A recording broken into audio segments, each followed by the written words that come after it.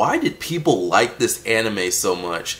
Hey guys, what's up? Cinema11 here. This is an old topic that I'm getting out of the way. You can kind of tell because Overlord's a pretty old anime so far. It might be like a year old now, so I don't know how many people actually watched it or not, but if you haven't seen Overlord, you should go watch it and then come back. But Overlord is basically about this guy who gets stuck in a video game. Very original plot there, but he's pretty much the strongest character in the game, and it's not like a Sword Art Online approach or anything. What Overlord does is kind of different because he's more involved with the world's affairs and everything.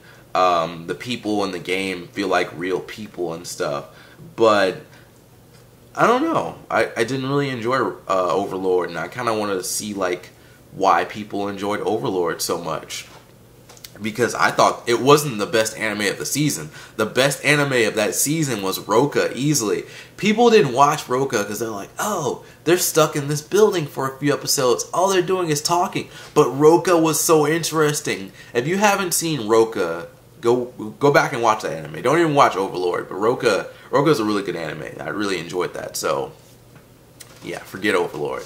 But, yeah, back to the discussion. We have a main character, Ainz, and Overlord, that's overpowered and can't be beaten. So far in the anime season, whatever volume they got to in that season of anime, he hasn't been challenged at all, and he's just toying around with people, and that's fun, right? No, it's kind of boring. And I thought the wise king of the forest, who was hyped up so much, would be a challenge. Nope, not a challenge. And I thought the two villains would be a challenge. Nope. We're just holding our power back for you. And even at the end of the series, I felt like the main character wasn't really challenged. Yes, he did a lot of things to make himself stronger with all the buffs and everything, but at the end of the day, he is the strongest character in the series so far. What? Why? I don't like the main character being the strongest, especially like in the beginning of the series. It's kind of weird, you know, if you're just going around defeating everyone, you're not really struggling. Like, where's the story here? Again, there's a story there. There are even villains. People get killed in Overlord, but they're not the main character. So I don't really care that much about it. Often the anime community, or really the internet in general, confuses me. I said Pokemon Go would suck. And oh look, it sucks, but I got so much hate for it. I said Roka was great. People got bored and stopped watching Roka, and Roka turned out to be fantastic. I didn't like Black Bullet, but other people like Black Bullet for some reason. I won't give you the Black Bullet point. Like, Black Bullet's terrible. Pokemon Go looks terrible. I haven't played it yet, but Pokemon Go definitely looks terrible. So, you know, just certain things that I feel like I'm right on, but people, they just can't get it through their head. So, Sword Art Online is a thing that people love and hate. I like Sword Art Online at the end of the day, and I think it's better than Overlord. I think Log Horizon is better than Overlord. And I don't even get the purpose of Overlord. That was like one of my main problems with the show. Why is he so concerned with the world that he's in? You want to get out of the world, correct? And I believe there was some reason why he was so involved with the world's affairs and everything, but if that's not covered in the anime, I can't be like, oh, this show is great because he's doing this for that reason. Because I just remembered a comment I saw saying why Ainz was doing all this stuff, but again, why wasn't this in the anime? If that's like later in the series, then that kind of messes it up, because I feel like that's something that should be earlier on in Overlord, which would make it easier to understand why Ainz is doing all these things. And I just thought, like, why are you messing with these affairs that don't even concern you? I understand you want to get out, but to me that just doesn't seem like the way to get out, because you're just messing around with NPCs. And Overlord was okay as an anime, but the main character was never really challenged, and I never really got the point of the show. Maybe a longer run would have made things more clear, and they could have gotten to that point if it was later in the light novel. But I don't think the anime deserved all the hype that it got. And people don't want the main character to win all the time. They want the villain to win sometimes.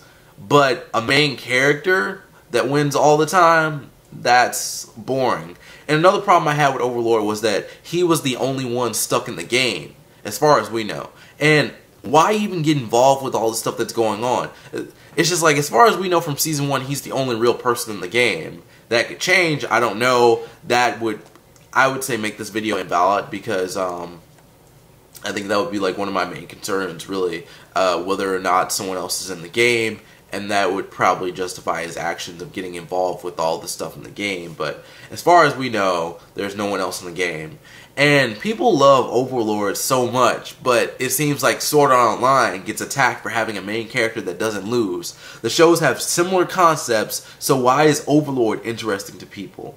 I'll admit, at certain points I was like, oh, Overlord's pretty interesting, and then it kind of just gets back into like, oh, he's just really overpowered, and he can beat everyone.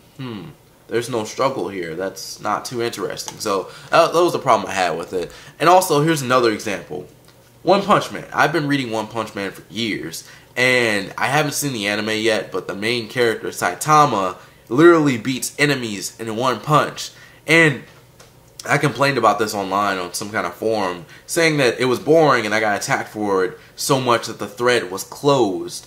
And One Punch Man is usually only interesting when Saitama is not present and the other characters are fighting. That's just my opinion.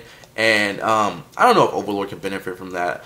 The other people that would be strong are probably like the people in the castle with irons and everything, but we didn't really get to see them fight that much. We didn't really get that much from those characters besides like the first 2 episodes, I believe, and we kind of saw them randomly after that. So I don't know, I'm stretching right now if I sound weird.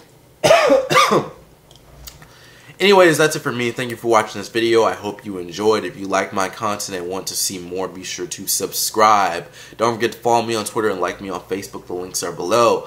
I'm Sir Mel11. See you next time, and peace out.